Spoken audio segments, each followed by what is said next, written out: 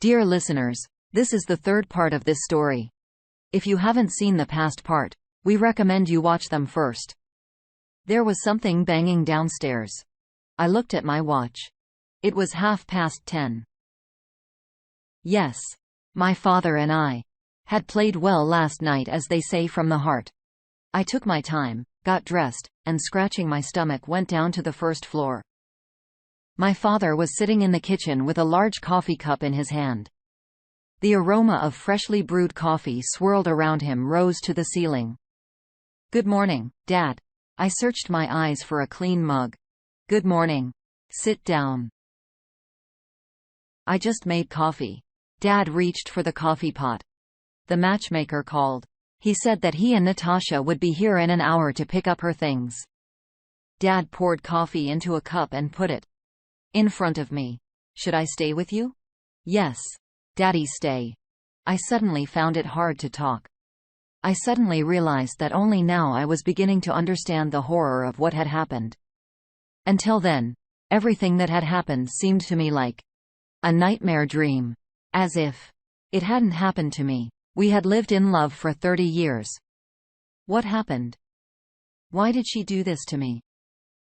Calm down, Yura, pull yourself together. This is not the end of life. My father looked at me and his eyes shone treacherously. He loved his daughter-in-law very much, and I understood that this was not easy for him either. Be a man and act like a man. My father got up and began to wash his mug. It was clear that he was trying to occupy himself with something to hide his pain. "Mom will be here in a moment." My father put the mug on the shelf and turned to me. "She wants to look Natasha in the eye." "Why, Daddy? Why didn't you tell her not to come? I feel bad enough as it is, and now Mom." I really felt bad, and I didn't want to see my mother cry. "We're adults. We'll figure it out on our own." My father was silent. He just sighed. I heard a car drive up through the open window sash. The gate was knocked and my mother appeared on the path leading to the house.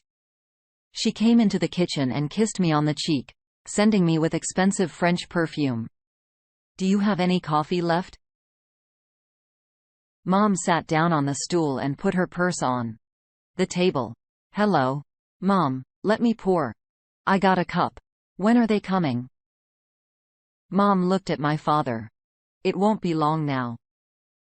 Sit down. I'll go get my laptop." I went up to the bedroom, Natasha in tears, and her father sat opposite me and her mother. Behind me, in the chair behind me, my father was seated. I put my laptop on the table, sat down with a sigh, and looked at my wife, who was staring at the floor, afraid to look at me.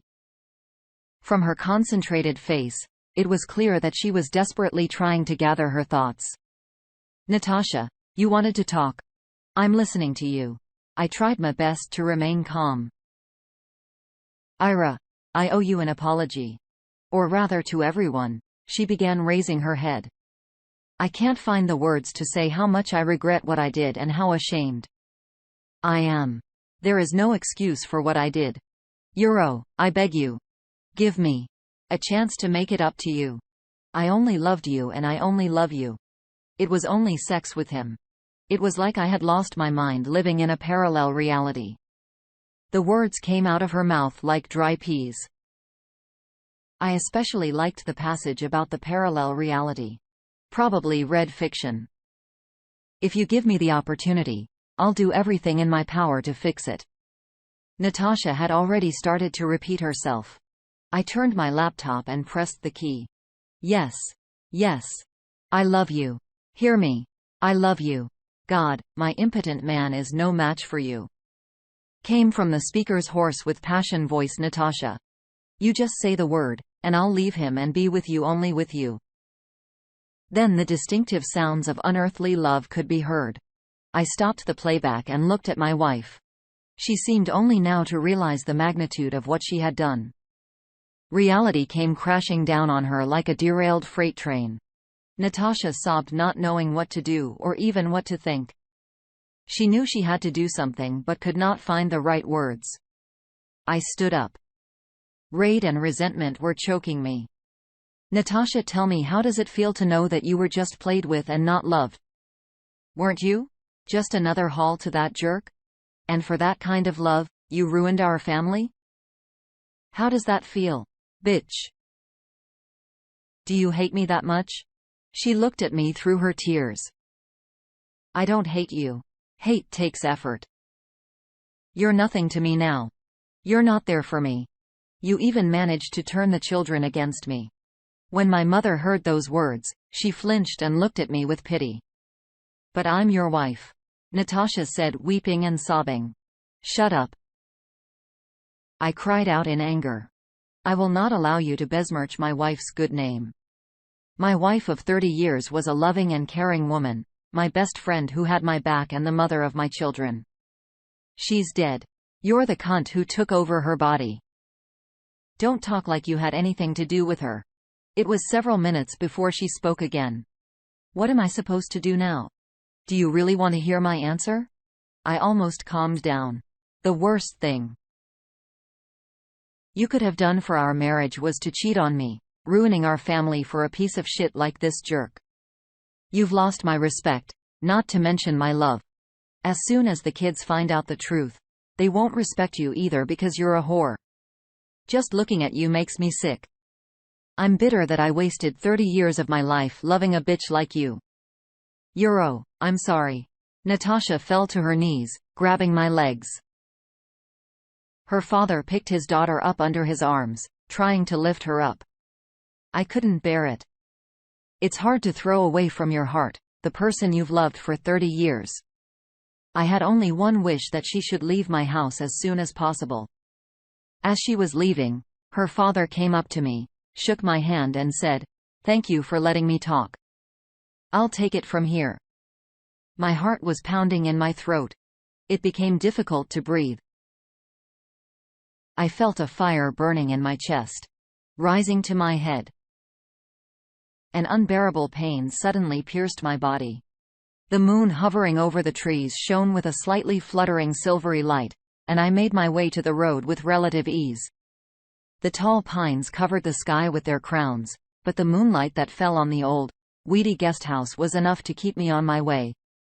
I had taken a few steps when I felt someone's gaze behind me. I turned around sharply. About 5 meters from me on the road was a girl of 7 dressed in a light white dress with ruffles and lace. She stood silently looking at me. My first thought was, why is there a child here at this late hour? I took a step toward the girl. Are you lost? Want me to walk you home? The girl said nothing. And where are your parents? I tried to get the child to talk. The girl indefinitely pointed her hand in the direction of the forest. Don't worry. I'll walk you home. I went towards the girl and tried to take her hand. But she somehow imperceptibly to my sight moved away from me. I took a few more steps, but the distance between me and the girl did not shrink. I could see her white dress shimmering silver in the moonlight. It even seemed to me that the moonlight was brighter. Suddenly, the girl raised her hands and unclasped her hands. Butterflies fluttered out of her fingers. They were big and bright red, and they flew upward, spiraling like bright leaves blown away by the wind. They disappeared into the dark sky a little more. I involuntarily looked at the butterflies and looked again for the girl, but she disappeared. I tried to run down the road, but my legs felt like they were falling through the absorbent cotton. I involuntarily jerked and began to fall into a deep black well, and night fell. First, the sound came back. I heard some hissing, and someone's voice said, "He's coming around." Ridiculous. Was I going somewhere out of my mind? I went for a walk and came back. Well, guys, the pranksters, how they come up with what? You can stand or fall. I opened my eyes. The bright light stabbed my pupils, causing my eyelids to involuntarily close. My first question was, where am I? I opened my eyelids again. Everything around me was white. The walls, the ceiling. I turned my head and squinted my eyes, and the floor is white too. It looks like a hospital. My eyes gradually became accustomed to the bright light. There were wires, rubber tubes, and a clothespin on my finger. My brain worked slowly, struggling to digest the information. "Yuri, can you hear me?" asked me the same voice. I nodded my head. What happened? It was difficult for me to speak. My town felt like wood. "Don't worry. You're in the hospital. Everything is already good." The kind uncle stroked my arm. "You are in intensive care, but tomorrow, you will be transferred to a normal room." What is wrong with me? I repeated the question. My heart could not cope with the stress. "You've developed atrial fibrillation. It's simple. Your heart rhythm has collapsed. A heart attack." No. No. No. No. No. The doctor almost crossed himself. "It's just a malfunction of the rhythm. Just lie down for a week and then go home. And the most important thing is that you absolutely must not worry. Rest and only rest. Good for him. Don't worry." My life's gone to hell. The difficult events of the last few days came rushing into my head. A nurse came into the room. She leaned over and said something softly to the doctor. "Yuri, your father and mother are here." The doctor smiled and adjusted the sliding blanket. "You can talk, but just do not worry." The door to the room creaked open. "Yara, hello. How are you?" My father kissed me on the cheek. "You made us nervous." Behind his back stood my mother, crying. My dad carefully put a bag on the nightstand. "Here are some fruit, juice. They don't allow anything else yet." I smiled and nodded. "Thank you. Do not worry. Everything is fine. I'll be going home soon." I try to make my voice cheerful to reassure my parents. The doctor came into the room. "Goodbye. Yuri needs rest." My mother kissed me on the cheek and sobbed. Dash. "Get well, Arachka. We're waiting for you." While I was lying in the hospital, I had visitors. First, my former colleagues, even the head of the department came to visit me, then friends. My parents came every day. There came a moment when I wanted to go home to get away from the non-committal visits. I had already walked around and even smoked secretly on the stairs. A couple of times. Somehow, a familiar face flashed in the corridor. It was the alpha of the neighborhood. But he didn't really look like an alpha. It was good, though. I got him. Good job. Next to my neighbor was an unassuming, lanky-looking guy. He was saying something to the sufferer holding a tape recorder in front of him. I knew the worm. He was a captain in the investigative committee. I remembered him from my work, so they are still digging. Of course, my wife is involved in this case. So sooner or later, they'll come to me. On the other hand, I haven't been reported, so there's no case. As they say, no body, no case. But there is a body and it's still alive. I spit. It's all gloomy. I watched my friends for a while and then went to my room. I returned home on Friday. My heart was beating evenly. On Monday, I filed for divorce. I didn't hide the reason: adultery. Natasha and I had nothing much to divide. Our children were adults. So the divorce was supposed to go smoothly. By the way, about the children, neither son nor daughter came to see me in the hospital. Apparently, they held a grudge for their mother. Well, that hurts, of course. But I will not impose.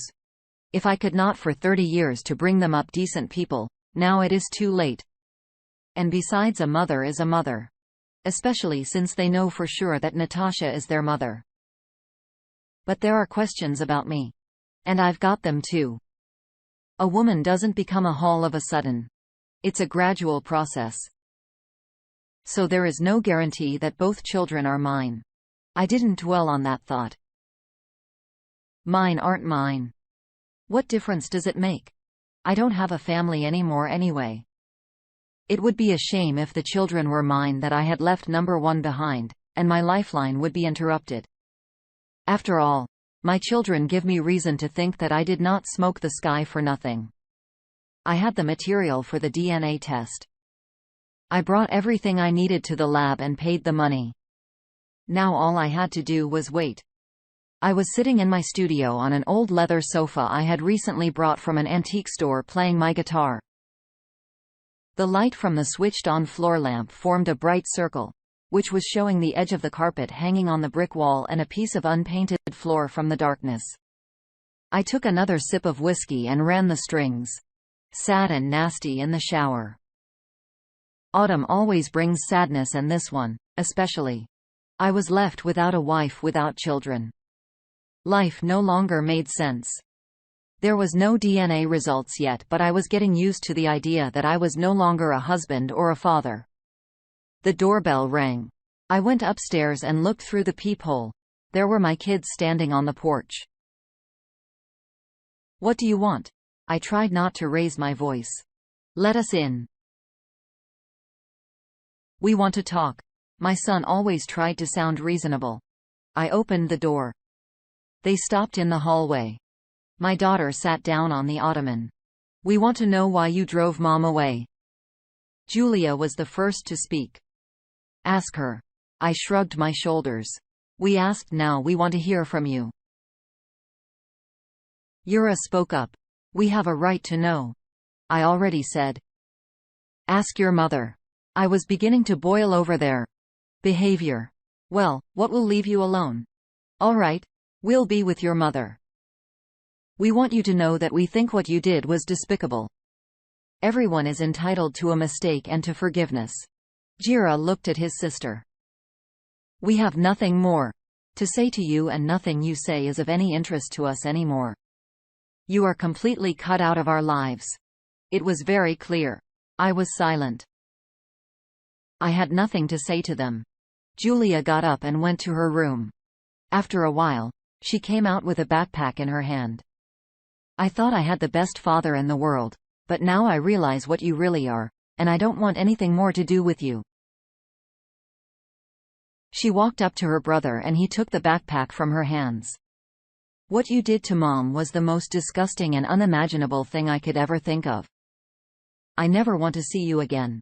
I don't have a father anymore." You returned to his sister. "Come on. He makes me sick." Through the window, I saw them come down from the porch and walk to the gate.